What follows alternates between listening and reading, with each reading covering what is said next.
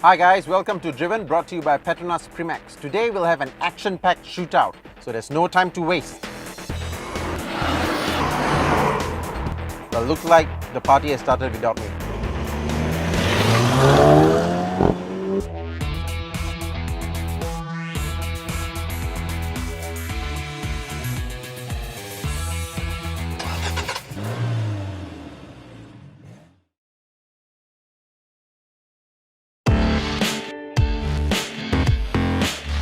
For many years, if you wanted a fast car that you can drive every day, you'd get yourself a Volkswagen Golf GTI. Now, it is fast, but don't you think it's getting a little boring? Boring is one thing, but I'm just sick and tired of all these GTIs tailgating me every day. There you go, right on cue. Have a little more class, people, and get this Mercedes-Benz A250 Sport. It's just as quick as a Golf, but it looks so much better. Welcome to the Ugly Duckling Express. We are in the BMW 125i, and unlike the other hot hatch that we are comparing today, this one has rear-wheel drive. And that means around the corners, this is a whole lot of fun. A hot hatch is still a car that you have to live with every day. After a long hard day at work, you don't want to get into a car that will make you go insane with a hard suspension. So maybe what you're looking for is the Volvo V40 T5.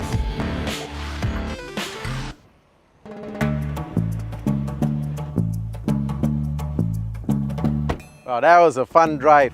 This Mark 7 GTI is more complete than the one it replaces. It's just brilliant and I absolutely love it. I know it's good, but think of the brand image, bro. It's so common, especially outside nightclubs. Well, it's no Mercedes-Benz. This screams, hey look, I got so much money! You say it like it's a bad thing. If you've got it, flaunt it lah. This is proper premium metal. You can park in front of hotels in this. Now what about the BMW? Where does that belong? I don't know, dude. Angry Birds, maybe? Hey, come on lah, Chris! No, and I tell you why. This is the best angle to enjoy the car.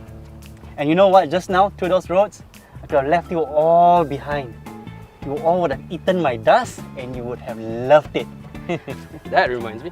Where's Paul, Finally. Yep. So I guess it's the journey, not the destination that counts, huh, Paul? It's counting on being fashionably late. Did it work? Right. Yeah. Well, it's not quite the hot hatch like the other cars here, but at least it's comfortable and really good to look at. This sexy suite has the most relaxing interior in this group. The plastics are top-notch, the button layout is sensible, and the seats are extremely cozy. Adding to the visual treat is the LCD instrument cluster and super cool illuminated gear knob. In comparison, the Golf cabin looks rather drab. It's all black in here, save for a few red highlights. But build quality is faultless, and the touchscreen head unit is the most user-friendly system here. The rest of it is fine, but next to its premium rivals, fine is just not special enough. That's not a problem with the Mercedes though. The A-Class looks just as impressive on the inside as it is on the outside. There's just so much flash in here. The retro air vents, the Alcantara seats, even the bright red seat belts. So much that you can overlook its tiny low-res screen and the manual aircon. The 125i's insides, on the other hand, looks just like any other BMW. Boring with a capital B.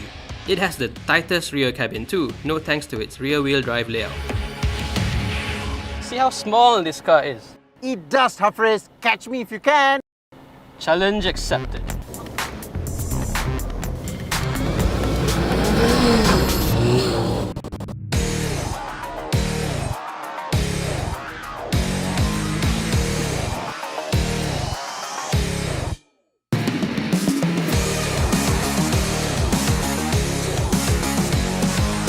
Jumping from the Volvo into this car, now I can tell you the difference is like night and day. The suspension is so hard in this car that I don't know if I could live with it every day.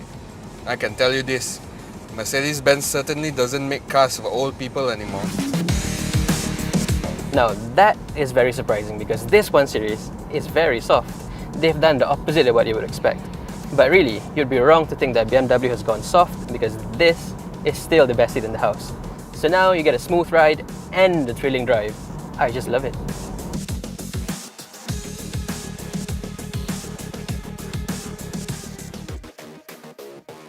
Now the Volvo feels soft, so handling could be better. However, it packs a punch on the straights. The interior feels very nice. Small problem, the passengers are feeling as much fun as you are, and that's not a good thing when you talk about hot hatches. You should be having all the fun.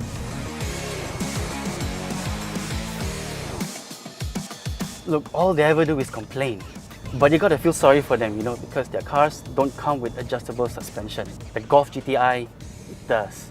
Now it's called the DCC, and what this DCC does, it turns your shopping cart into a go-kart. And what you really get is a car that is the best of both worlds.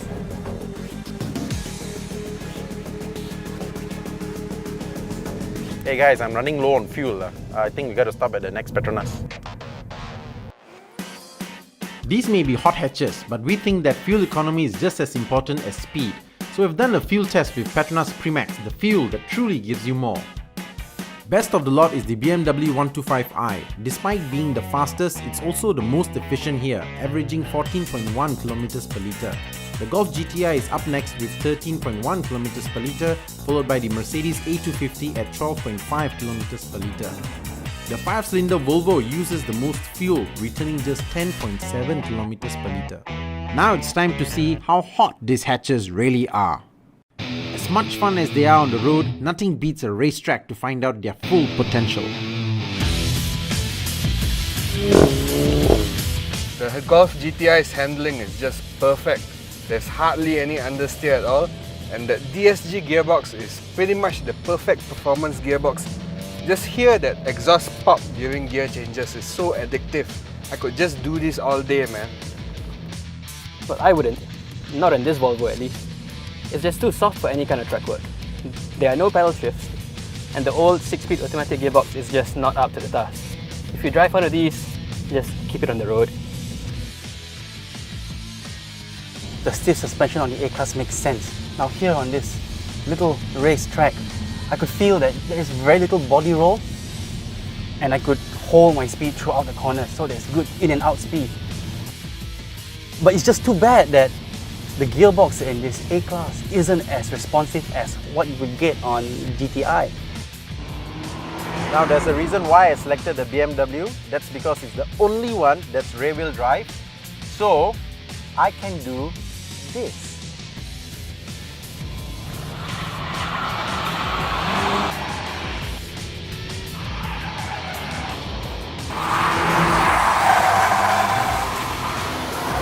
Such a show off. That car I also can do. Well, you know what? Since we're on the racetrack, let's find out which one is the fastest. We should. Enough, come back. Let's switch cars and see what the others can do. They're just jealous of how good I am. It's time to live up to my nickname, the Flying Sikh. Oi! What? Taken? Fine. What about the thing? The Volvo is obviously not built for the track, so it goes all over the place. It loves the straights, but when it comes to turns, it just falls apart. It sets a low benchmark time of 1 minute 1.7 seconds. Up next is the BMW, and it does feel a little soft around the corners, but steering feel is great and I can kick the back end out on demand. So it's faster with a time of 1:01.2. The Golf GTI feels a lot more at home than the first two. It stays flat through the bends, so you are faster everywhere. It dips under 1 minute, crossing the line in 58.4 seconds. Now it's time for the A-Class to show its true colours. The super stiff suspension that made it undrivable on the roads finally makes sense here. But can it beat the mighty Golf? Looks like it can't. The Merc is slower, half a second behind the GTI. So, we've spent the whole day driving all these four cars. Now, it's time to drop our verdict. Dead last is the Mercedes-Benz A-Class. It's an awesome car to drive on the track, but it's a bit too hardcore to live with every day. It's no surprise that the V40 came in third. It's a really good looking car, has decent power, decent handling and decent ride, which only makes it a decent car. Coming in second is the BMW 1 Series. Surprisingly, the most comfortable car to drive here and the most balanced. And while it's not the fastest on the track, you'll probably have the most fun driving it there. It's a shame about the looks though. And that brings us to the overall winner, the Volkswagen Golf GTI. It's still the best on the road and the quickest on track. So the GTI is still the king of the hot hatches. Okay guys, that's all for this week. If you have any comments, you know where to reach us. Okay, see you, Half. Huh? Bye. Why do I get this all the time? Bro! Always! Driven, powered by Petronas Primax, the fuel that truly gives you more.